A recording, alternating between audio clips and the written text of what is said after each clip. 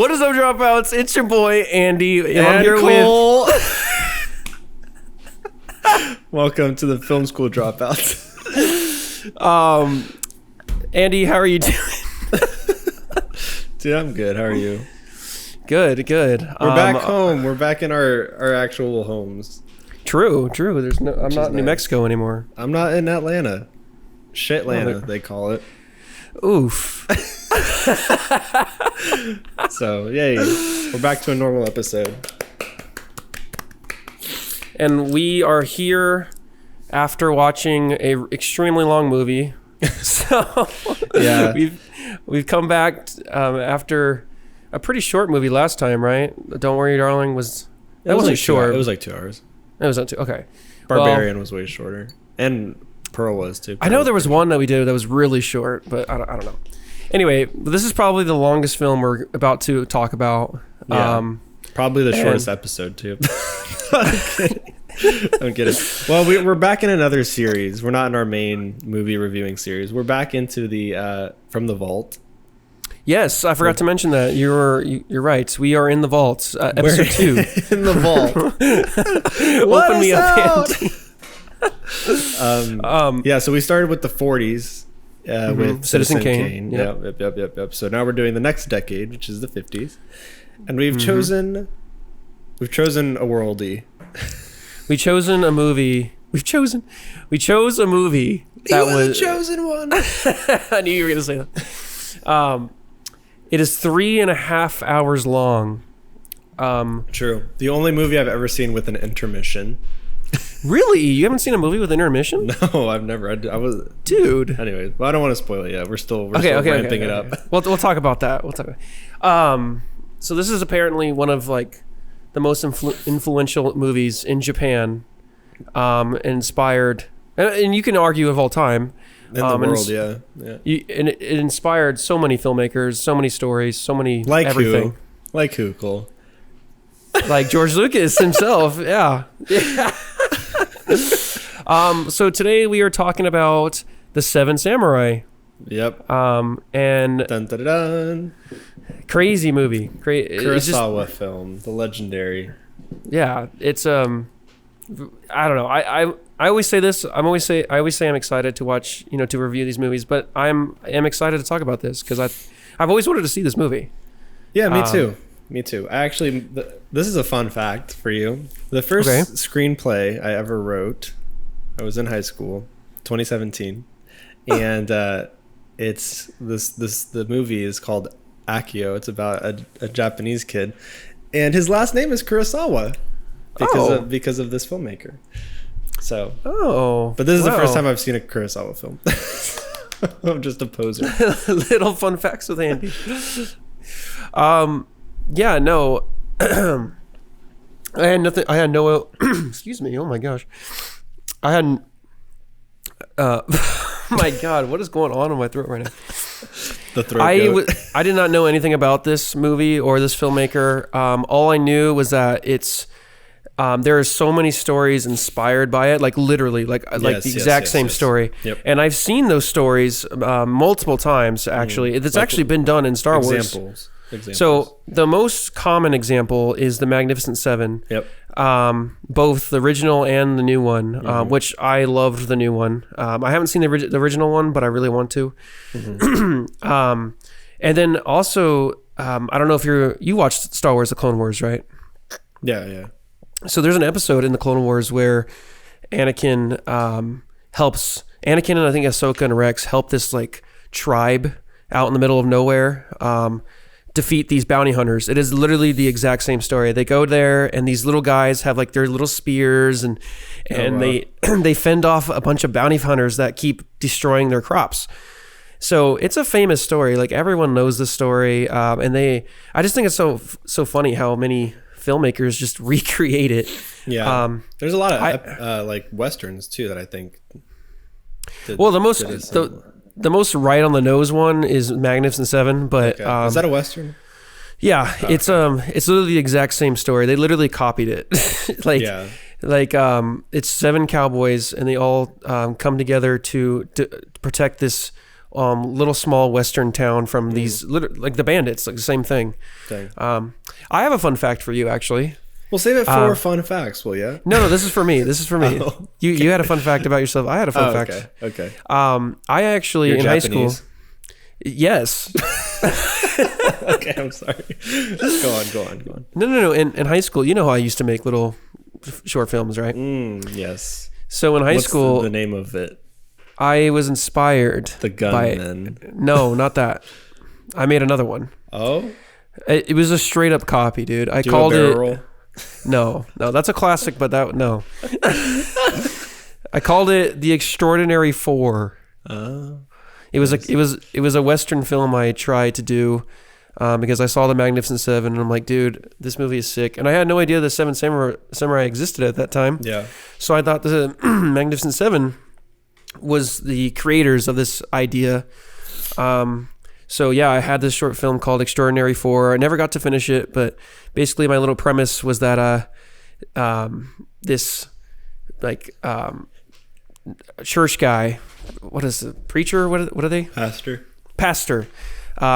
He, these bandits, Guy. they're robbing his little church, so he hires a bunch of cowboys, but he becomes one too. They train him, and so he's the fourth one. Oh, that was my little twist on it. Like, it was a pastor that was like the fourth one. That's cool. So I dig. So yeah, that's my little fun fact. Should have named it The Righteous Four. Extraordinary Four just rolls off the tongue. Come on.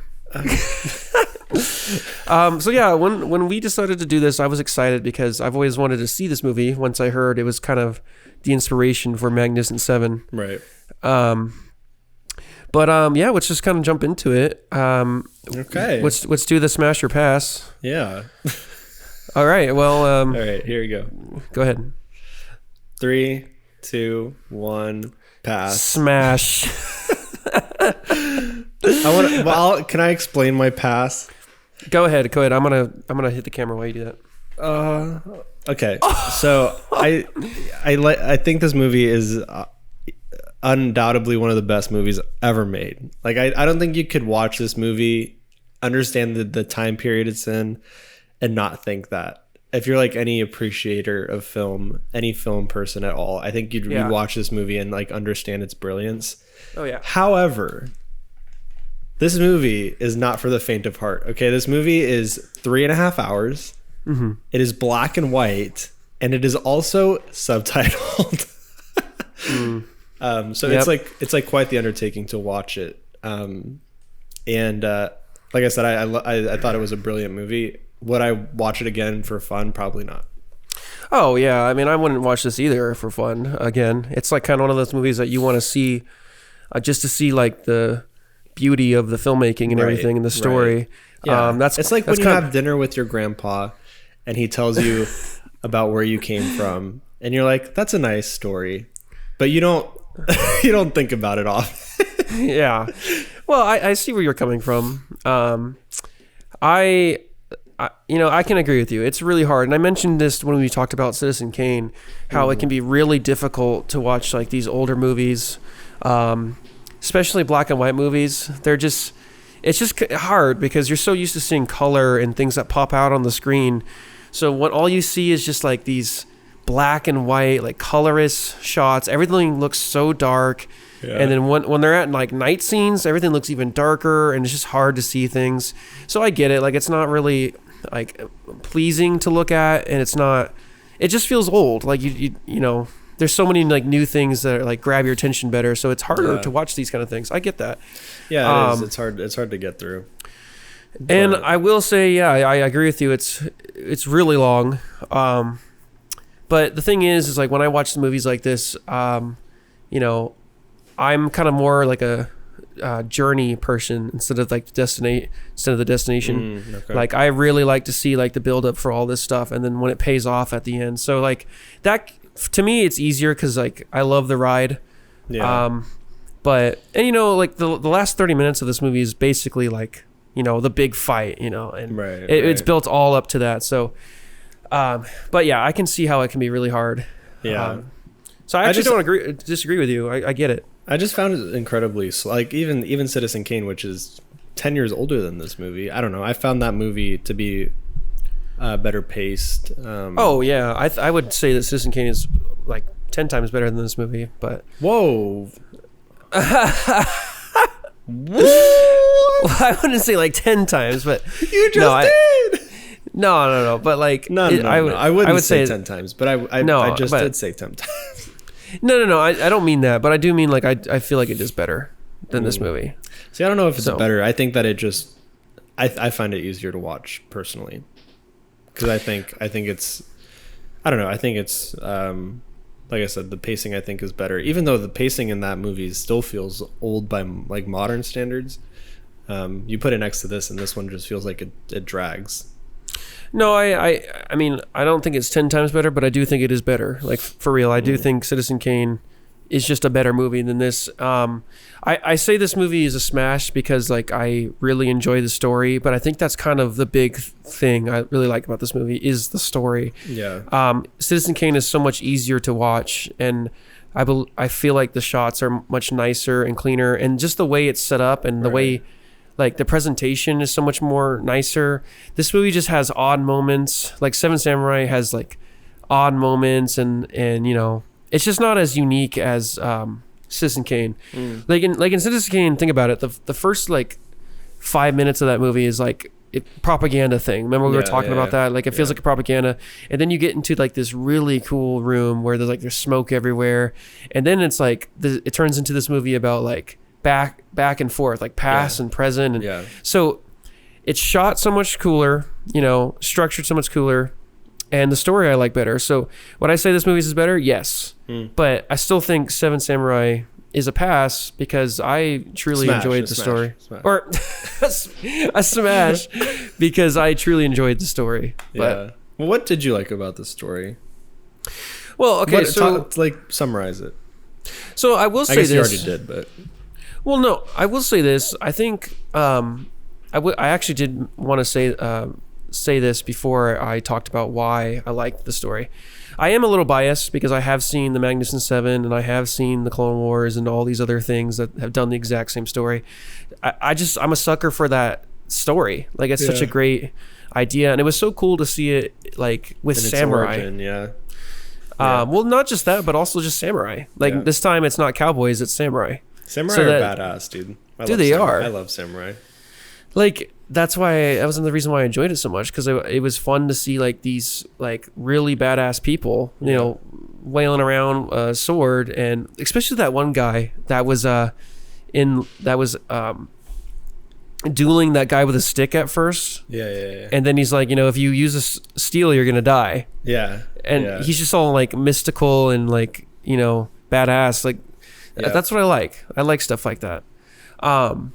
But I was gonna say this: if I haven't seen The Magnificent Seven or Clone Wars and all that, would I still think it's like would I still think as highly of it? I don't know. Like, I will say, like, I think I do really enjoy it because I've already knew like the premise. If this was like the first time I saw this idea and then I saw The Magnificent Seven and stuff like that, then it would be not as like engaging and exciting. Probably just because it's, you know, those movies I feel like are better. Yeah. I don't know. The Clone Wars is better than dude, the film critics are coming at us with pitchforks. With Katana. Well, I'm not saying it's better. I just think I love that show, you know? Yeah. So, like, to see my favorite characters reenact that idea, you know, I don't know. Yeah. To me, they did it first, you know? Right. I guess, yeah. But they didn't. But, well, I didn't know that. Yeah. I thought the story was okay. I thought it was fine. I liked it. I liked the main samurai guy. It was cool. So you said pass. I mean, okay, so do you not... I mean, you said you liked the story, but is it just a pass because of how it's structured? Because it's like boring and... No, it's just a pass because I probably won't ever watch that movie again. Well, I wouldn't either. So, I mean, it's a pass. Because I'm like passing on it, you know? So are you saying someone gives me a handful of movies to watch and Seven Samurai's in there, it's pretty unlikely that I'll pick that one again, you know? I mean, that's fair, but I mean, so you're saying you've never seen a movie that you really liked and thought to yourself, that was a really good movie, but I really don't want to watch that again because it was just so long? Or no, most of the movies that I really liked, I would love to watch again. Really? Yeah, 100%. Okay. Like I watched The Barbarian twice in theaters. I didn't love Don't Worry, Darling, but I'd see it again because my mom wants to see it. Like I'd go and see that movie. Wait, give me 1 second. So yeah, I think most of the movies that I really like, I'd totally watch again.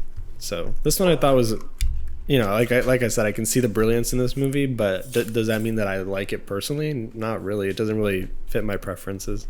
So you can come at me. Well, so I don't know. I feel like there's movies that I've watched that that I've really liked, but I don't know, man.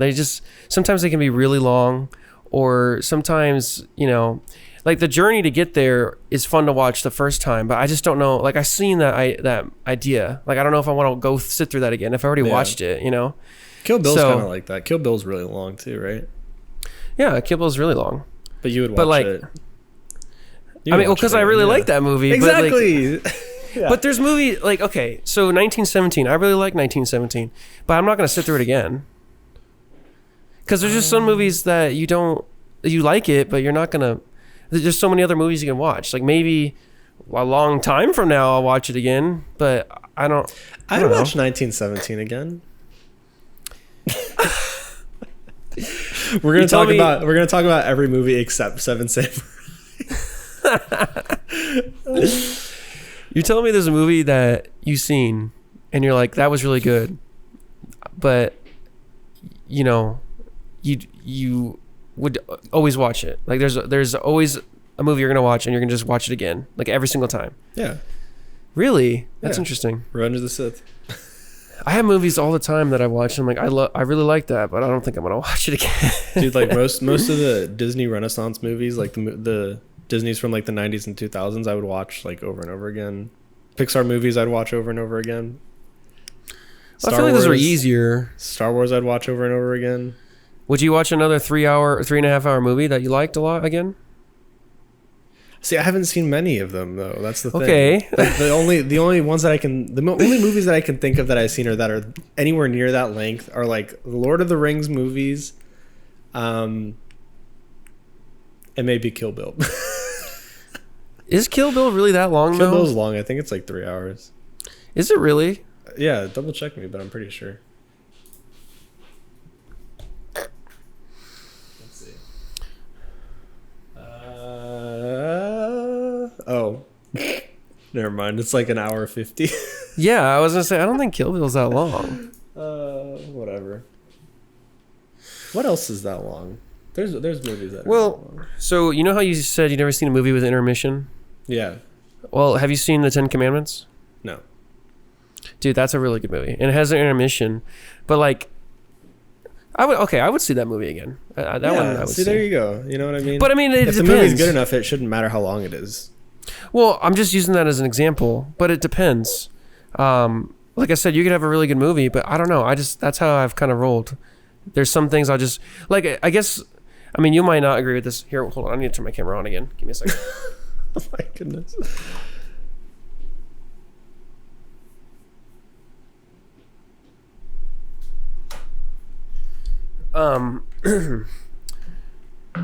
So like, here, this might be a good example. A lot of people like to watch entire shows again and again and again, and I'm like, no, I'm not gonna sit there. I mean, you know what I mean? Like, yeah, I don't do that either. I don't know. I just feel like that's the same kind of like premise. If it's a really good show, why not watch it again? And people do. So I mean, that's kind of how I look at it. There's so many movies I watched. I'm like, yes, but I'm not gonna. But no, I don't know. So anyway, besides that, the story. Is there? I mean, what else did you not like about it? About the story? Yeah, it was really just. Or just what else did you not like? It was really just the length of the story. You mentioned that Citizen Kane you think is a better shot movie. I just think it's more interesting. Like the way it is structured. Like, remember how I said like the beginning is just all propaganda? No, like just the actual cinematography. Oh yeah, that too. Because I feel like, oh, go ahead. No, explain. Well, because I feel like in Salmon Samurai, there's a lot of just wide shots. Like there's nothing really. It's just there to tell the story. Like there's not like you said, Salmon Samurai. Salmon Samurai. No, but there's not a lot of like interesting shots. I feel like they just filmed the movie to get the story out. You know, like I don't really feel like they, had a lot of great shots in it. That's just my opinion.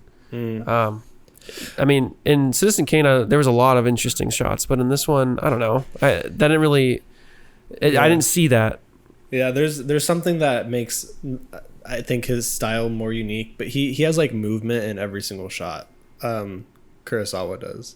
Like there's either people moving, the camera's moving, or like something in the background's moving. Like in every single shot.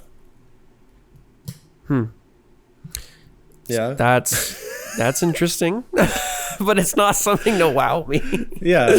Whereas I feel like Orson Welles, he was more about like the composition and the framing and stuff, but Kurosawa was like really emphasized movement and whatnot. So just different. I mean, I guess I don't know. I mean, everything's subjective, but like, I don't know. I feel like the way the shot is set up, instead of like what's happening in the shot, I feel like is, better. But I mean, again, that's subjective. It could be just as good. I just prefer one or the other, Yeah.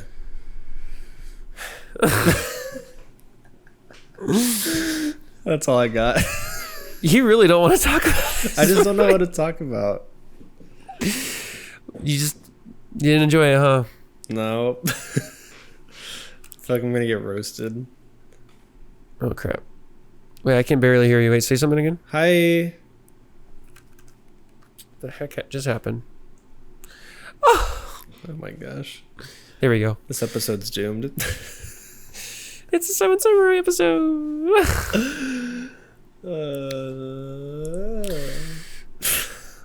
All right. Well, I don't know. There was a lot of things I would, say to people like, hey, this movie does have a lot to offer. It's interesting. It's got a good story. If you've never seen The Magnificent Seven, this is a good, start, I would say. I really do think it's interesting. I also am biased though, because I watch a lot of movies with subtitles. So yeah, no, I typically don't have an issue with subtitles. But no, I go ahead. No, you go ahead. No, go ahead. I was gonna say something about like the two older movies we've reviewed in general. The dialogue never feels like it's dialogue in these older movies. I don't know. I feel like I watch newer movies now and I'm like listening to it and I'm like, oh, these sound like lines, and then I'm like judging how well they're written and how well they're like performed. But these older movies like Citizen Kane, this one, I feels like they're literally just talking. Like it's hard for me to imagine that they're reading, like that this was on a script. Well, I guess that was another part of my point too that I was trying to say is like, these movies feel old. I feel like back then, it just sounds more like, it just sounds more like people just talking. Yeah. Whereas nowadays there's more like, there was acting in it. There was more acting in it back then too, but I don't know how to explain that. But I do know what you're saying. It's just harder, man. Really like natural. It just feels like everyone's like just talking. It doesn't feel like it was, which I think is probably good. Like, I think that's probably a good thing. Yeah. So I don't know, man. I recommend it. I wouldn't watch it again though, but I do recommend it. Nice. All right. Well, do you have any fun facts or anything? Yes. Epic. Okay. So there were 101 people in the village. Okay. Okay. 101 people in the village. Mm-hmm. And Kurosawa actually made like an entire registry and like family tree so that everyone that was like playing someone in the village, like the role, could like understand and build relationships with each other, like for the screen. That's really cool. What the heck? Is it true or false? No, I'm kidding. Oh, Factor wait, cap. is this factor cap? Because if it's cap, I'm gonna be mad. No, it's true. Dude, that's really cool. Yeah, it says that he created a family tree to help extras build their characters and relationships to one another. I love that, dude. I love when when directors do like stuff like that to their actors. Like I love when directors don't tell their actors what's coming up, and then they get like a true reaction for things like stuff like that. I love that because it's just fun. You know, it makes the movie feel more real. Like in Django Unchained, where he cuts his hand. Well, that was on accident. That was never. But everyone was like, was like freaking out. Yeah, Johnny Depp just kept going. Depp! Or what's his name? Oh my God. Why did I say Johnny Depp? Captain Sparrow just kept acting. My mind's going blank right now. What's his name again? DiCaprio.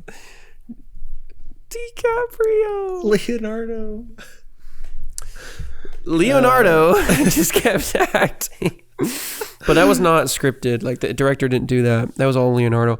I'm talking about when directors actually, you know, like in Die Hard, they dropped Hans, like they dropped the actor. So when you see that in the movie when he's like falling, that's real. Like he's like, oh shit, like he didn't expect to be dropped. So I'm talking about like stuff like that. And in The Exorcist, I don't know if you heard about what they did in The Exorcist. No, do tell. When the girl throws up on like the guy, that the actor had no idea she was about to do that, so she just throws up all over him, and he's like, and that's a real reaction. You know that famous scene, right? Bro, so wait, she didn't actually throw up though, did she? Did she have stuff in her mouth? Yeah, it was all like, but like that's gross. But he didn't know that was coming. I'm talking about like that kind of stuff. I would die. It's cool when the director like puts little details into like the production to make it, you know, authentic. Yes. Yeah. Well, moving on. No, I'm kidding. So all of the samurai are based on historical figures. True or false? Fact or cap? Cap. It's fact. What? Yeah, it says after months of research, all of the 7 major characters wound up being based on historical samurai. Oh. Okay. Wow. Okay. I just figured they were like random characters they just made up. But that's interesting. Then you know what? I should have said fact on that because there is like thousands of years of history with, you know, Asian culture, so I should have known that. Yeah.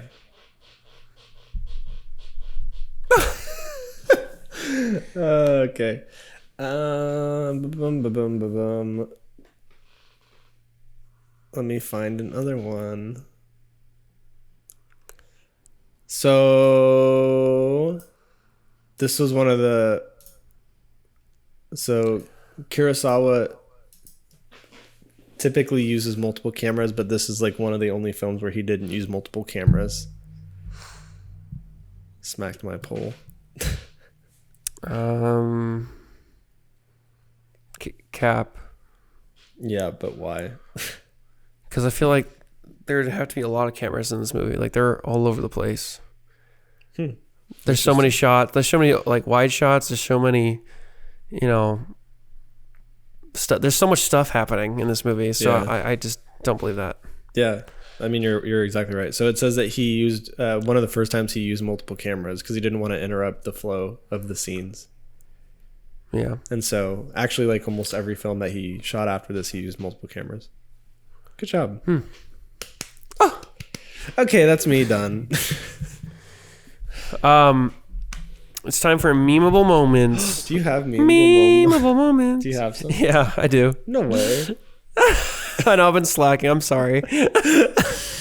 So, dude, there's a meme. Okay, there's a shot where the guy, like the crazy guy, the guy that like, just follows them and then he gets drunk. Yeah. So there's a shot where that guy is like climbing a tree and he like squats down in the tree and his ass is just like all over the scene.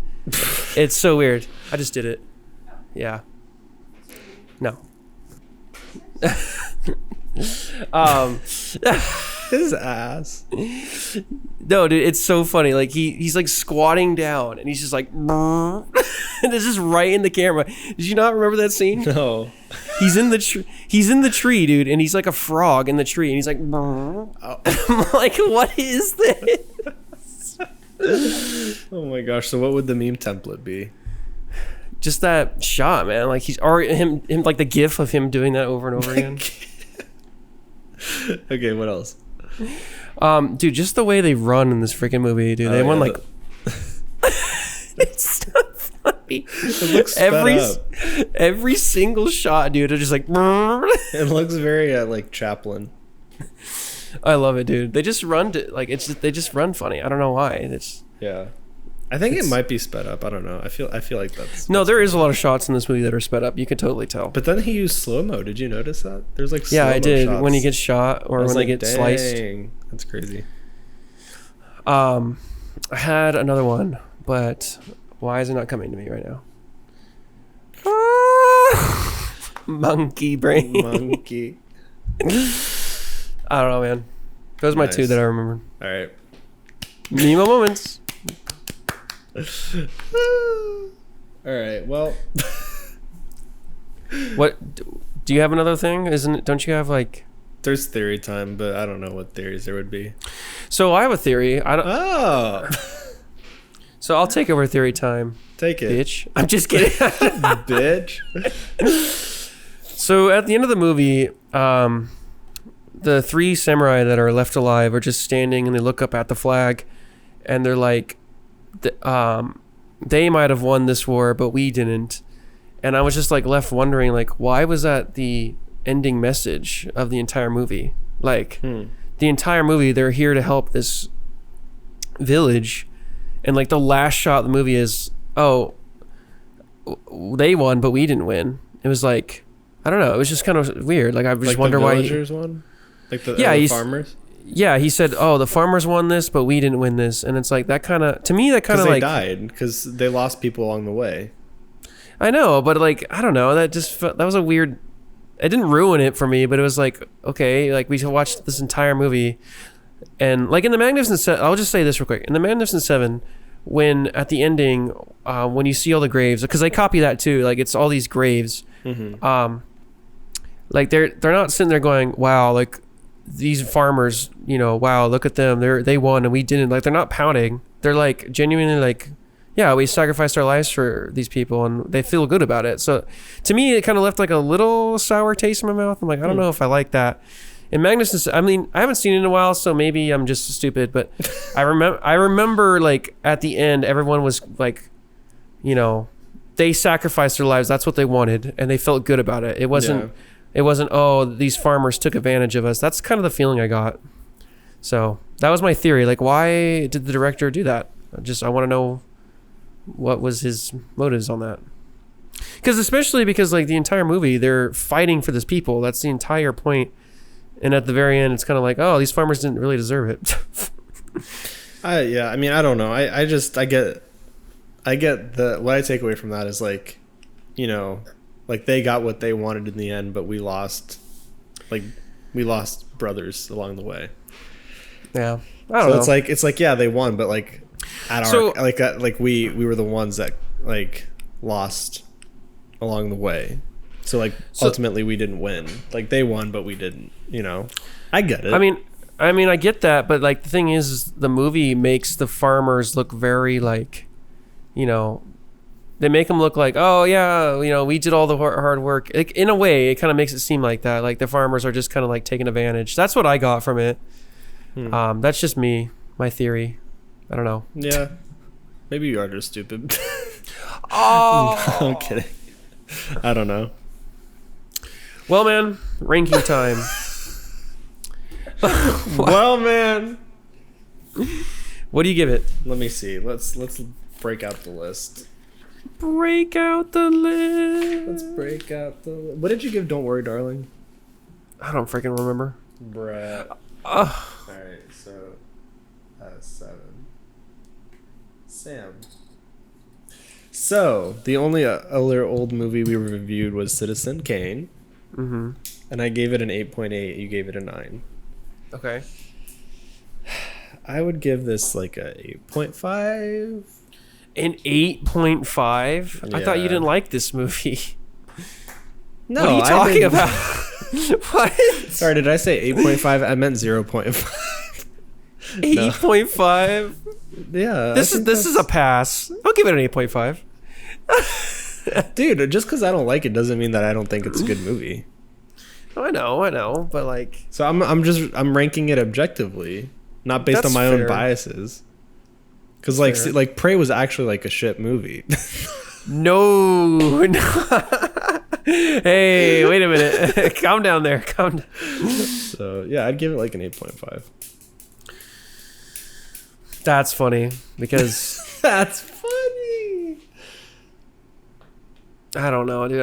I liked it, but I don't think it's like, dude. Everyone like says it's influential. I get that, but like I thought it was just okay. You know, I didn't really. I liked it. I say it's a smash. There's nothing wrong with it, man. Like if you can tell me if there's one thing wrong with it, then we can take off 0.5. From a 10. I just don't see it like I don't even see it as an 8, dude. I really don't. There's nothing. I mean, it's fine. Like I would give it like a high 7, dude. I would. High 7.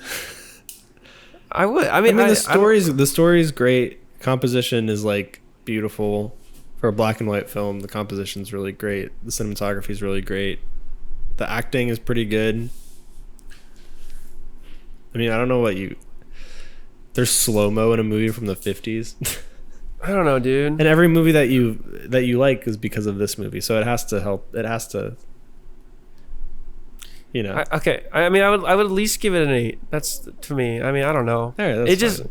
I liked it, but I wouldn't like. I don't know. It didn't wow me or anything. Oh, you're like I'm taking an 8. You're taking an 8. I took it. Yeah, I wrote it down. If you gave Don't Worry, Darling a higher score, I'm gonna be kind of mad. Did I give Don't Worry, Darling a higher score? Probably. I think you gave it like an 8.5. I don't know, man. I don't know. It's hard. Ranking things are hard. Yeah. The list is fucked up. I'll tell you that. It is. Thor Love and Thunder. Oh, what did you give it? 8.5. This is better than Thor Love and Not according to your list. You gave it an 8.5 or you gave me this an 8. So what do you say about that, America? Well, America would like it because Marvel's American and this is Japanese. There you go. Well, this has been the Film School Dropouts. Clearly, we're dropouts. Yeah. Oh, do you have any closing thoughts? Give it a watch. This is so funny because I was the one that was like, I don't like it. I don't think it's... And then you were like, no, I really liked it. And then you gave it an 8 and I gave it an 8.5. Well, I think we just got to get better at how we do this because you say a smash, but then you give it an 8.5. And then I say... pass. Or a pass. God, I don't know what's going on with me.